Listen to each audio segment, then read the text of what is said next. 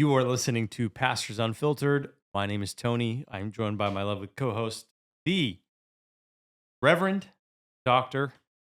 Sasquatch Wrangling, Jeep Driving, Green Thumbing. I like saying that. And former adjunct professor at Northwest U. Professor Brandon Lee Beals. How are you today, Reverend? I'm good. It's a pleasure to have you. Now, we were just having a conversation before we recorded. You have some unfortunate news. Well, let's get to that in a second. I just got back from this whirlwind trip to Springfield, Missouri. Yeah, Mecca for us AG people. Is that a straight flight, or do you have to connect somewhere for that? That was worse travel. Oh, yeah, I can't imagine. Than most of my international traveling that I've done this year. Like, I enjoyed that less than flying. I mean, I only had to fly to London and back twice, and that was a way easier flight. No, you fly to Dallas. We had a 5 a.m. flight to Dallas, which is terrible. 5 a.m. flight. You got to leave at 3 a.m. It's brutal. We had a 3-hour layover in Dallas, and then a flight to Springfield where we rented a car and spent the night, and then spent all day at the Convoy of Hope headquarters and did filming with Hal Donaldson. Yeah, huge. You guys are going to love it. In a few weeks, I recorded a podcast with Hal, who is the founder, CEO of Convoy of Hope. It was really good. I got Hal to not be in CEO mode and just be fun. And you should have seen when I started asking him questions about sports and movies and TV shows, he just lit up. All of his staff were like, we've never seen him that excited about an interview before. You watch Gossip Girl, The Bachelor? You're going to have to wait and listen to the podcast to find out. But we recorded that. Then Christian and I we swung by Mecca. Yes. The Assembly of God national headquarters. That looks like it looks like a dilapidated building in Seattle. It looks like a La Quinta. Well, because they're doing a $15 million remodel, refacing of the building, but it looks terrible. We also visited Assembly of God Theological Seminary, where I got my MDiv. Yep. We visited Evangel, which is a very impressive campus. Mm-hmm. Christian was very impressed. And we visited Global University. Come on, baby. I got a picture. Christian sent me a picture of my alma mater, and I said, oh, glad I went online. Did you walk graduation? I did not. I opted not to because I did not want to pay for myself to fly to Springfield and my wife. Your entire college university building is smaller than our church building. It's meant to be an online institution with some classes offered. Oh, okay. Yeah.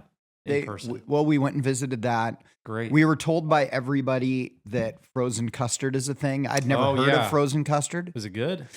There is a statistic that Christian and I became aware of in our 3-hour layover in Dallas that Springfield, Missouri is one of the most unhealthy cities in America. I can't imagine. You're landlocked. There are more people overweight there than anywhere else in America. Now, these studies, they're on a list somewhere. Yeah, but you probably saw all the fast food joints there and everywhere. Applebee's. Then I was amazed by frozen custard. I'd never heard of frozen custard before. Yeah. And there's like 5 different frozen custard places. So does Shake Shack have frozen custard? I've never heard of it. Yeah. So as a joke, I asked Hal in the interview, I said, what is the best frozen custard? And he said, Andy's is famous. And as Christian and I were driving to Andy's, we saw a sign on that side of the freeway that says, this exit 6 different Andy's locations. Wow. All they sell is frozen custard. There's like 50 frozen custard places in Springfield. That's why they're all dying young. So was it good? I mean, ice cream. I didn't hear angels sing. Not like I did when I drove into the Convoy of Hope complex. Angels sang something. There. I'm not going to say. People are going to say. I posted a picture of driving up to Andy's on my social media, and then I followed it up with the Andy's thing that I bought, the frozen custard, and I used the song by Weird Al, where he did a mockery of Michael Jackson's song, I'm Bad. And have you ever heard that one before? Mm-hmm. Where he says, he does, I'm fat. And so I did that. And the whole time I thought, I don't even know if that's politically correct. You're the one. You live in Seattle. You're very concerned about I'm woke. reputation, what everybody thinks. I'm woke. What's up? So, am I going to be in trouble for that? I'm fat not at all. background You're of that not- picture. As long as you're not fat shaming someone. No, Did you I'm fat not. shame yourself? More, yeah. Well, actually, that's not good because that's a bad representation of yourself, and you want to have a positive body image. Okay. You fat shamed yourself. Can I equal it out by using my pronouns? I would prefer does that you bring it say, equal? Yep, you sure. So if he, him, and did enjoy it, then that's great. And if you didn't, then they did not enjoy it. I don't know. It's the whole thing. No, I identify as king. I want to be king. So King I'm going to let Brandon. you do that, but that's offensive to my God. No. No, I didn't say Lord. I have a rule, PB. I don't trust any food recommendation from people who I don't think can season chicken well. If you can't season chicken, I'm probably not going to take your food recommendations. And I don't get the perception that Hal Donaldson is like a guru behind the grill. Yeah, I don't know if he's a foodie. I don't think so. So when someone tells me Andy's is out of this world, sure. Yeah. Like I'll take food reviews from Christian Limbeck. He gets food. I had not been to Springfield since I walked my graduation from my master's in 2003. So that's how long ago it was. Whoa. And whenever I would go there, I would stay at the Red Roof Inn because, again, I was a poor youth pastor. I had to pay for my tuition. I had to pay for my airfare. I had to rent a car and I had to rent lodging. Ugh. So for Christmas, my birthday, whatever it was, I would ask for a week at the Red Roof Inn, a week of a rental car. That was what people were giving me as presents. And the Red Roof Inn, it was sketchy in 2002, 2003. I mean, like Did it was you stay me. there again? I didn't know any better, but I couldn't figure out why all these truckers were constantly at the Red Roof Inn. And so Christian wanted to go see the Red Roof Inn where I would stay. That's how and bored we you were. drove to it, and you should have heard the comments. It looks exactly the same, just as sketch people. Did you stay in it? No, Convoy of Hope put us up in, I don't know, like the DoubleTree or something like that. Homewood Suites. It was great. Homewood Suites. Great breakfast. So the other thing you're asking about, Unfortunate news. my shoulder. So my left shoulder started hurting. Yeah. I assumed I was going to need to get an arthroscopic surgery. And so I scheduled an appointment with my doctor. I got a referral to a surgeon at Everett Bone and Joint who had worked on my right shoulder long before I had to have it replaced. And had scheduled my entire November around an arthroscopic surgery, having to miss work for a couple weeks. Had scheduled it that way. So I went in, the shoulder surgeon looks at me and says, I can't help you. You have bone on bone. You have to get your shoulder replaced. And I was like, sir, are you positive?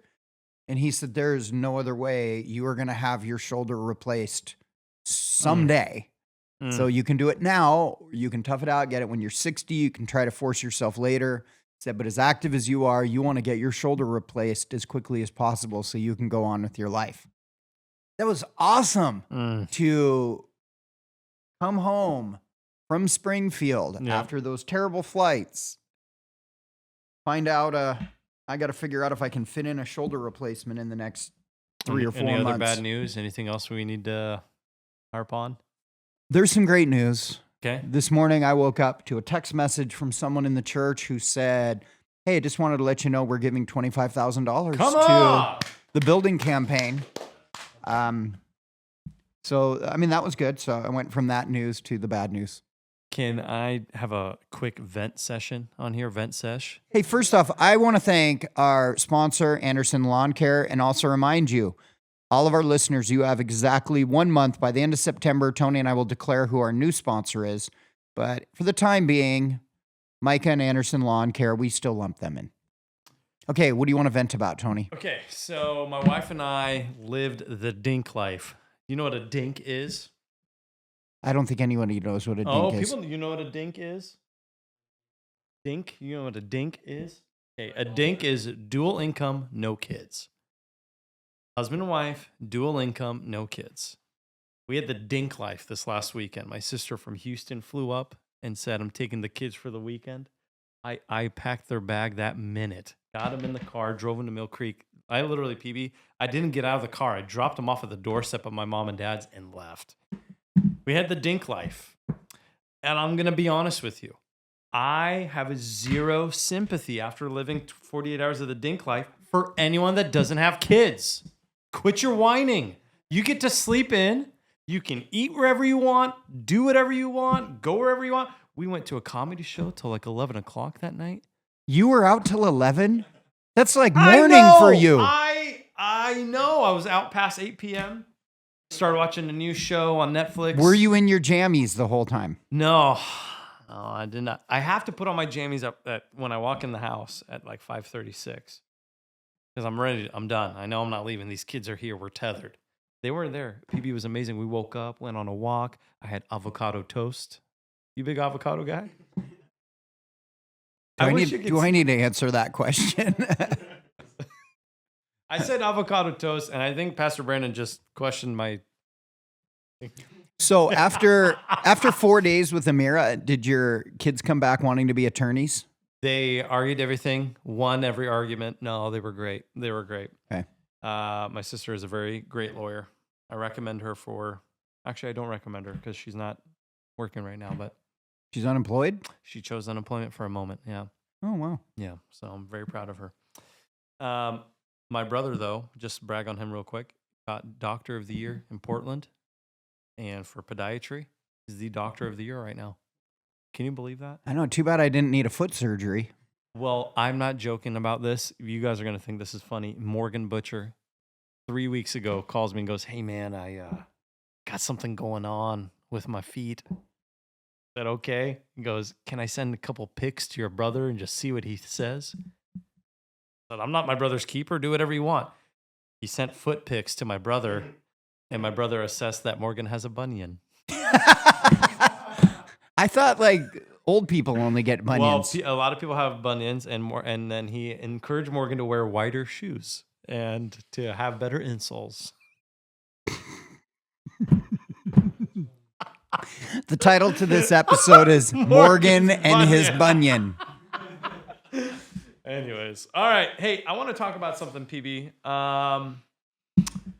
You and I write sermons every week, and with our campus model, you write them, and then we, make them work for our campus. You got the sermon all ready for this week? Got it. It was great. And but oftentimes I'm still writing sermons, and I was on a call the other day, and a pastor admitted that he has ChatGPT write sermons. Like they write topical sermons for him. Topical sermons. He says, "Here's my scripture. Here's the point I want to hammer home. I need 3 points to emphasize this. Write it for me." And I know, we sound like we're behind the curve. AI has been around forever. We've talked about AI before on this podcast, but I don't think that sat well with me. And then I had another person say, "Well, Tony, what if God wants to use that AI, that intelligence, and God can still use it and anoint it?" So that's both ends of the spectrum right now. We have pastors who are using AI. Now, I'm going to preface, I use AI for my sermons for only 2 things. Number 1, it checks my theology. It's not, and I give it exact input. You're not allowed to add anything. You can't change any language. You need to tell me if this theologically aligns. And then number 2, I have it check my grammar. That's it. It cannot add any content to my actual message. I don't know. Where do you sit with this? Can pastors be using AI to write sermons? Well, we had Logos as a sponsor of our podcast for a year. We should pursue them again, by the way. I liked that Logos membership, but I never even used Logos, Tony. I am old school. You are commentary. I see your I have commentaries. An entire study of commentaries. I order about, we're preaching through Ephesians. The church is doing Ephesians. I've already ordered 8 commentaries on the book of Ephesians. Yep.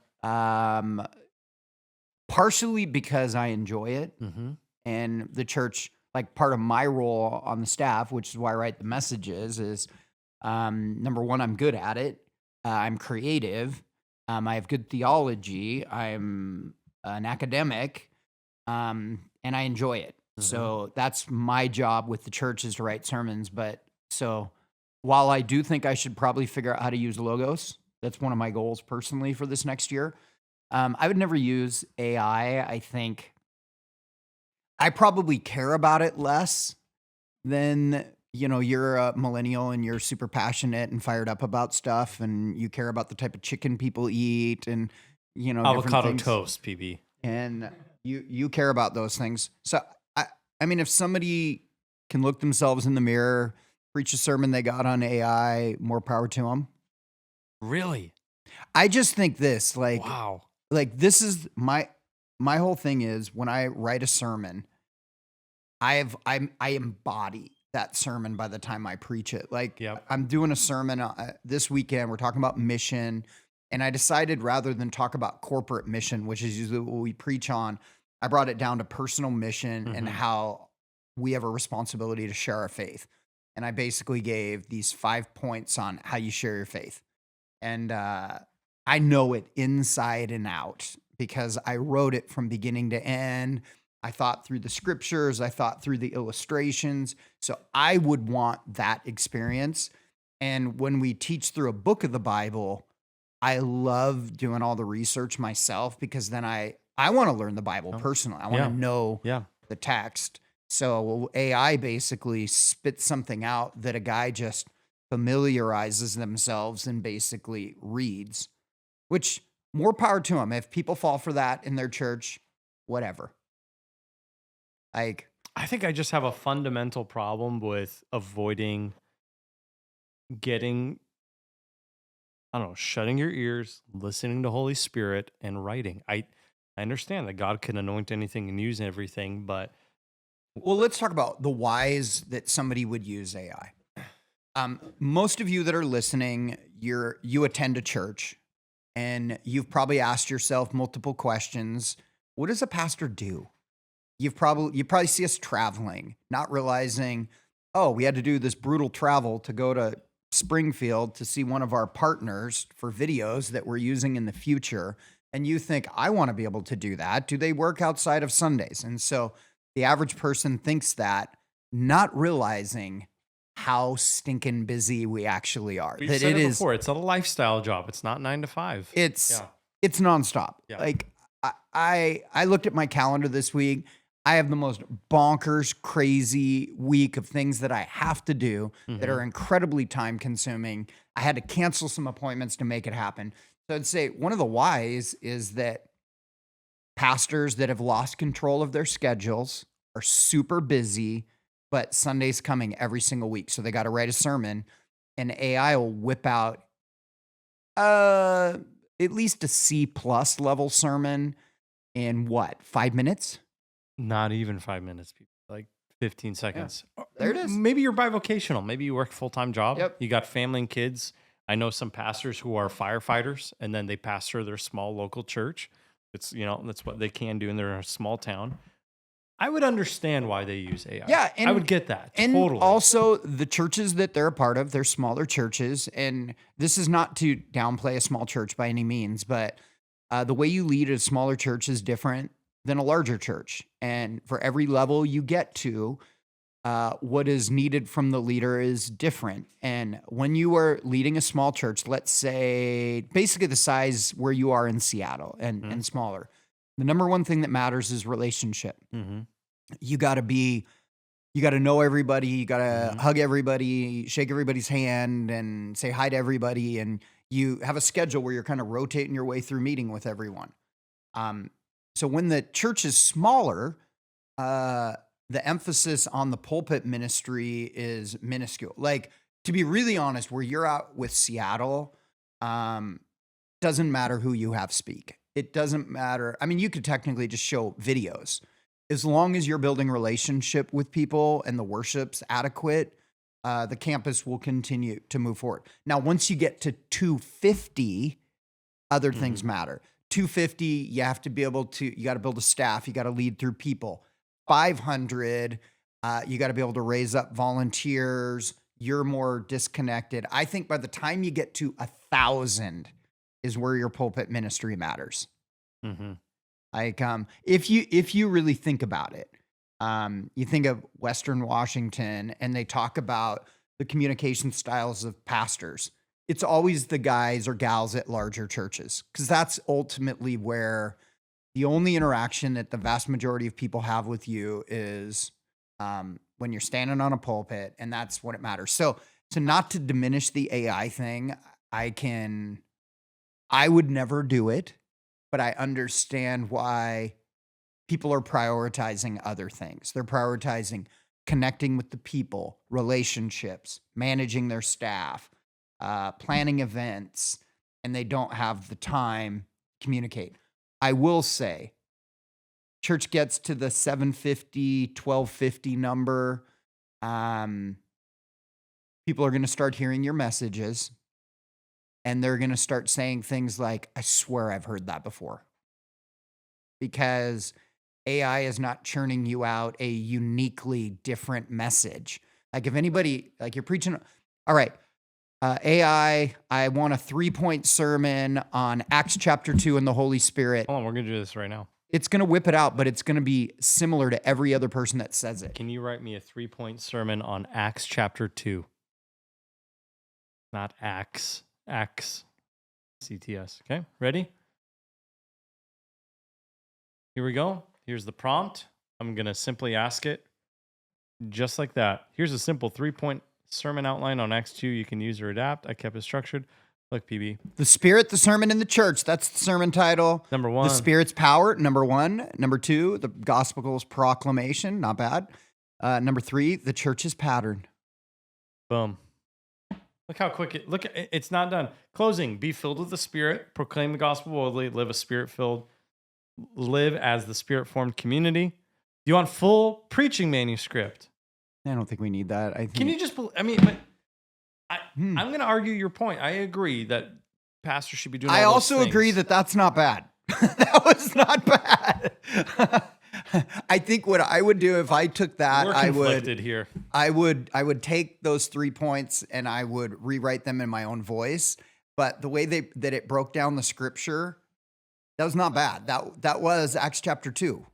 Okay, so then let me ask you this, and I'm not trying to get in the weeds. If I took these 3 points, because these are fair assessments, because think about it. When you and I write sermons, there might be times where we take things from a commentary, okay, and we might use that as a point, or we might take a line out of a commentary and use that as a line in our sermon. I would argue it's no different than doing this. Can someone then take these 3 points and say, fine, I will use my own language. I'll make them centered around how I talk and make them fit for my church and still write the sermon. Let's think through this conversation with nuance. Have you ever heard a guy preach a sermon and you thought that was really good?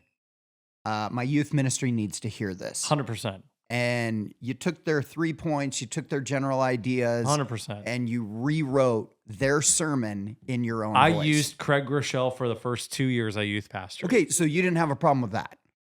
I didn't think it was a problem. Okay, so what do you think that is a problem? I think it's a problem if you don't know how to write your own sermons. If all you do is rely on the words coming from other pastors, yeah, that's a problem. Because technically what I'm asking every one of my campus pastors to do is that. I am saying, here is a sermon. Mm-hmm. I don't write a manuscript, but it's basically bullet point manuscript. Mm-hmm. I hand it to you. Mm-hmm. And I say, here it is. We're all doing this. This is where our church is going. I want you to rewrite this in your own words. So you guys are basically assigned to do that every single week. I see your argument. But we understand the logic behind it, that it's irresponsible for the church to pay 7 different people every week to spend a day and a half writing a sermon. It's just not responsible financially, because your time's better off spent with the people. Yep. Let me write it. I'll get to go in the same direction. Now, if it originated from me, from AI, and so you guys are getting me writing AI, passing it on to you. I mean, to say we are like 3 or 4 steps away from I wouldn't use your anointed, sermons. I wouldn't use them. If I found out all you did was write AI, I'd say, PB, we're not doing this. I am going to be very clear that I will on occasion, and I would say maybe once every 3 months, Okay. use another person's sermon Sure. that I have rewritten into my own because it was really, Yeah, that's really, fair. really good. That's totally fair. I had a mentor that explained to me this concept. It was actually Glenn Berteau. Glenn Berteau did the series of messages, and he actually changed the name of his church to The House because of it. And he talked about the different rooms in God's house, and it was so profound, so deep. And then after a while, I years later, I read a book, and it was basically that entire sermon series. And I was like, I reached out to him and I said, hey, I just realized that sermon series you did came from this book that this person wrote. And I said, explain to me, how do you reconcile that you basically preached their words from their book and did it and his comment was, truth is truth. And he said, there's nothing new under the sun. Ecclesiastes tells us that you can do. He goes, at times you take what the Holy Spirit has spoken to someone else that is divine, anointed, and you utilize what you already know is anointed and is utilized and works. Or you can think, this is from Glenn Berteau. Or you can think, well, I'm better than them. And I'm going to take that same text and I'm going to write my own thing because surely I would come up with something better. Now, I get where he's coming from. I get the cynic side too that says that's lazy. An artist would say you're stealing. An artist would say give credit where credit is due. Do you typically find yourself saying, hey, I just want to preface, I didn't write this originally. This is an adaptation. Or do you just go, all right, hey, I'm going to run with this? So let's talk about music. Okay. So nowadays, if you listen to a song, usually they've taken a riff from a song it's sampled. that was 30 or 40 years ago, and they've redone it and modernized it and put different words to it. That's what they do. Fast car. You on a fast car. Well, I mean, and then so you go to artists. How many different ways can you paint a picture of a person? Sure. So someone did that at some point. I think we are a little bit too picky on that. Okay. I don't know. That would be my I think, I understand where you're coming from. I don't fully agree with everything. I agree mostly. I think the only thing is I just wouldn't as a pastor solely rely on either someone else's sermon or ChatGPT. Like, I think if you've lost the art of how to write a sermon, then you should go train yourself on how to do that again. That's my only thing. Perfect example, Vision Sunday we just had at all the campuses.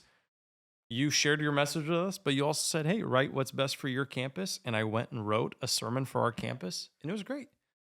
Did not have ChatGPT write my sermon. But it went great. Yeah. So I also see your side where we are using your language and your words and your points that the Lord spoke to you that we're now speaking to people at our campuses and our church. So there has been a time, I don't remember what series it was. It might have been the Daniel series, but and you do meticulous research. Like, I will listen to all these different sermons and comment. And really, when I preach, I'm taking the words of someone that someone has deduced in a commentary and regurgitating their words. Yeah. So we're all doing that. There's somewhere. always an element of we did not recreating. originate anything. Yeah, we are not good recreation. enough to do that. Yeah. So we take pieces from here and here.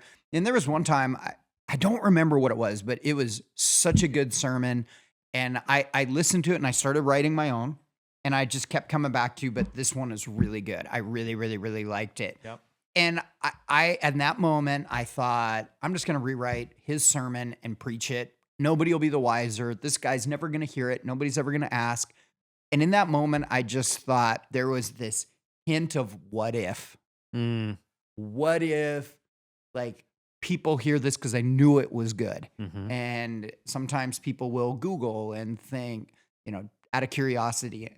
And so I just literally shot the guy an email, said, hey, I listened to this sermon of yours. It was amazing. I'm asking permission to preach your sermon. And I said, and Yeah. I'm not going to tell my church I'm preaching your sermon. If anybody asks, I'll tell them.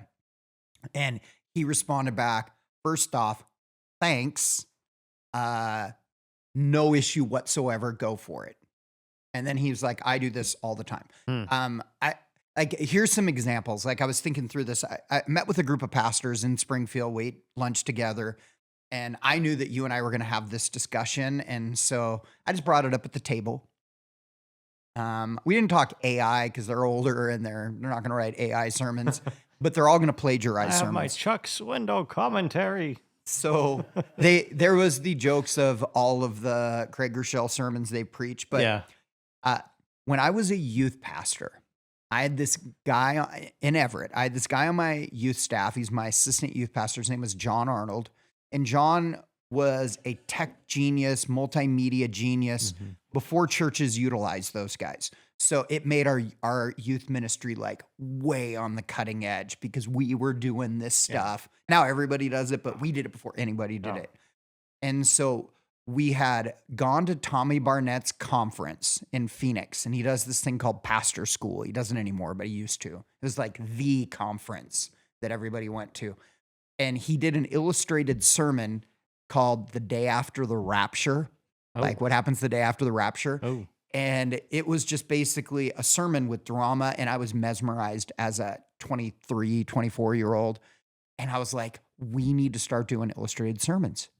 So we started doing illustrated sermons. And one day, John and I were brainstorming. We needed to do a big outreach illustrated sermon. And it was over lunch. And we said, what if we modernize the crucifixion scene?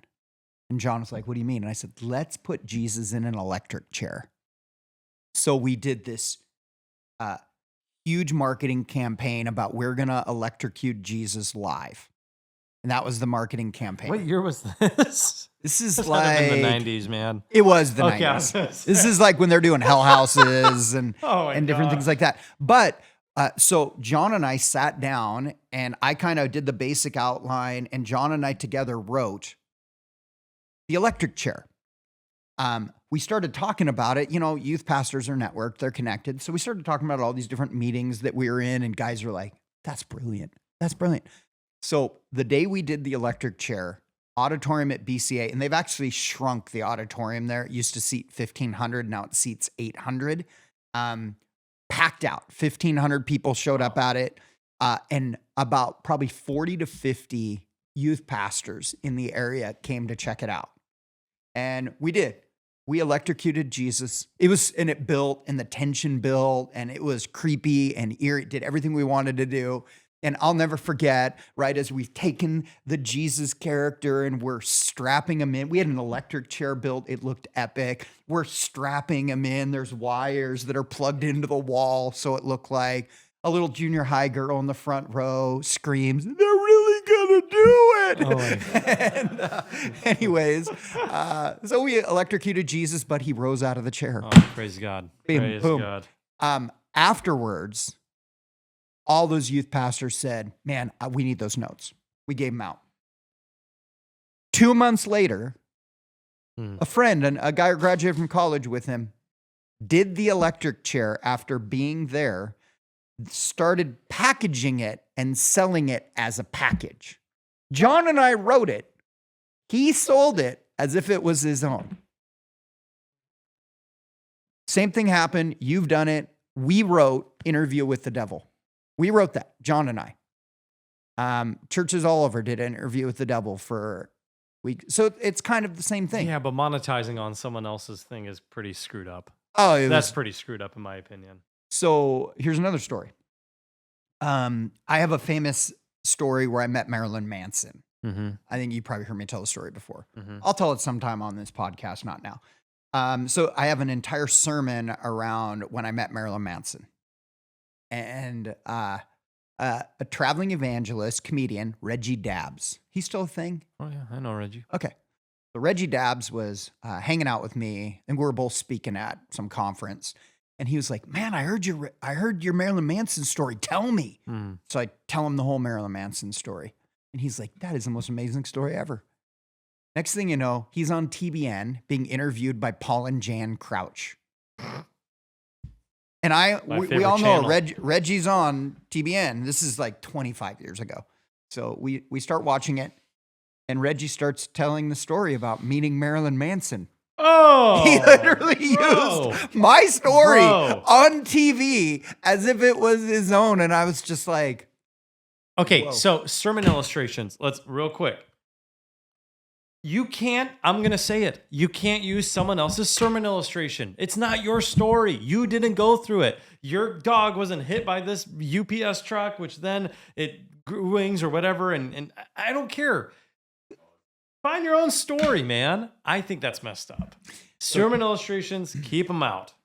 So one of the guys that we were eating lunch with yesterday, he said, I had this really killer illustration story that happened to me. And he said I would use it when I would travel on the road all the time. And he said, and I was visiting a friend's church or something. He was speaking at something. His friend was speaking at something. And he said, my friend used my story as if it was his, word for word, on the pulpit. And he said, I was so upset that I confronted him about it afterwards. And he apologized and admitted that he did it. I think it is a really simple solution. I just think I had that you qualify it by saying I had a buddy and this is what happened to him. And then you tell the story. That's fine. That's totally fine. And then you can even tell the story from first You're person. You're literally lying to your church when you say, I went through that. That's a lie. You didn't do that. Do you like the movie Remember the Titans? Excellent film. One of the best sports movies ever made. Excellent. It's before the championship game. Mm-hmm. Herman Boone has given his pregame speech, and he's like trying to motivate, and he's saying, man, I didn't know what was going to happen. My dad died. I had 8 younger brothers and sisters that were all relying on me. They were all looking to me. They needed me to come through. And like the guys on the team are like foaming at the mouth, ready to go onto the field. Yeah. And his assistant coach is leaning, and he goes, I thought he only had 2 brothers and sisters. And the other one goes, 8 sounds way better. Yeah, you're right. It does. Sometimes you exaggerate. That's not truth telling, though. I'm just saying, I like what you said about, you mentioned, hey, this is a buddy of mine's story. That's fine. Now we're getting into tricky waters here. This has already been a hot. What do you think about, first off, by the time you're 50, like, I've had so many crazy things that have happened to me in my 50 years of my life that I don't remember. My wife totally she's basically like a mirror. Like, just every detail has to be perfectly right. Here it is. Boom. And so she's like an attorney trying to figure out where she can catch you. So every time I tell a story, I've seen it. There's something that I didn't say that was right. Brandon. So I would say, but at the time you're 50, I don't remember every single nuance of the story.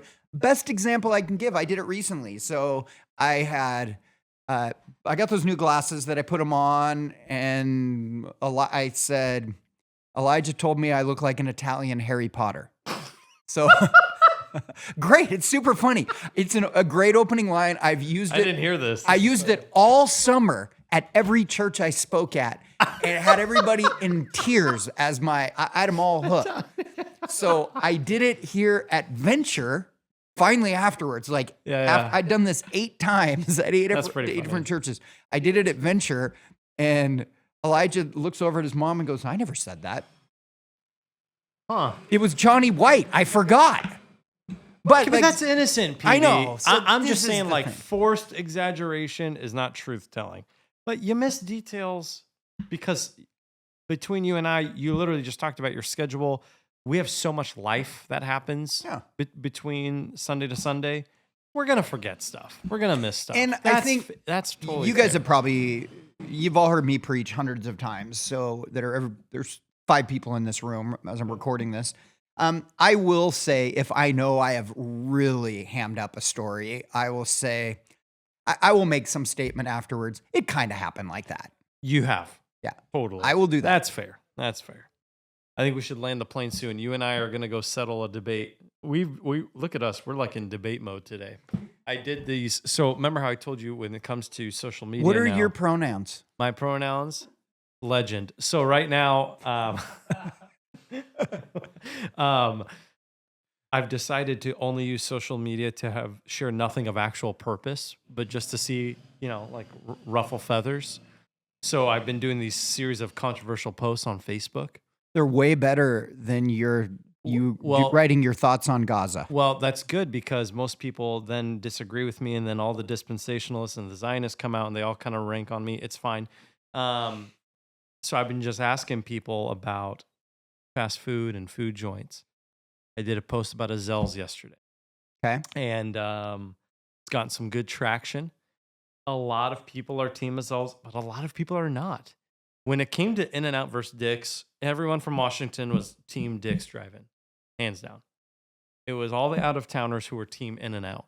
And then there's always the occasional, well, how about Pilchuck drive-in? No one's asking about Pilchuck, bro. Yeah, This is like not 4 part of the people argument. have driven to Pilchuck Not drive-in. part of the argument. So with Ezell's, it then turned into, well, I think Popeyes is better. So you and me and Pastor Johnny, we're going to take a team. We're going to go to Ezell's today. We're going to settle the score. Is Ezell's the best? Well, I don't think Ezell's is the best anymore. It used to be until the husband and wife got divorced. And then they split Famous up. story. He got the recipe. She got the name. So she had to figure out how to make this different type of spicy chicken. He opened Heaven Sent. And they all shut down. I know. And Heaven Sent was incredible. Yeah, they all shut down. That's a bummer, man. But yeah, Ezell's is fine. Yeah, well, it's okay. So we're going to Roscoe's is better than Ezell's. Roscoe's Chicken and Waffles? Yes. I'm going to LA at the end of September for a really, really big Palestinian wedding. We'll stop at Roscoe's. You got to do Can it. I take my kids I've in taken there? Judah to Roscoe's before. Can I take my kids in there? Or is it like a Waffle House thing where they're going to get shot? You ever been inside a Waffle House? You get shot asking for a table. What'd you say to me? You realize that for everyone from Springfield, Missouri that's listening, the Waffle House is that where Mecca? they plan their schedule around to go.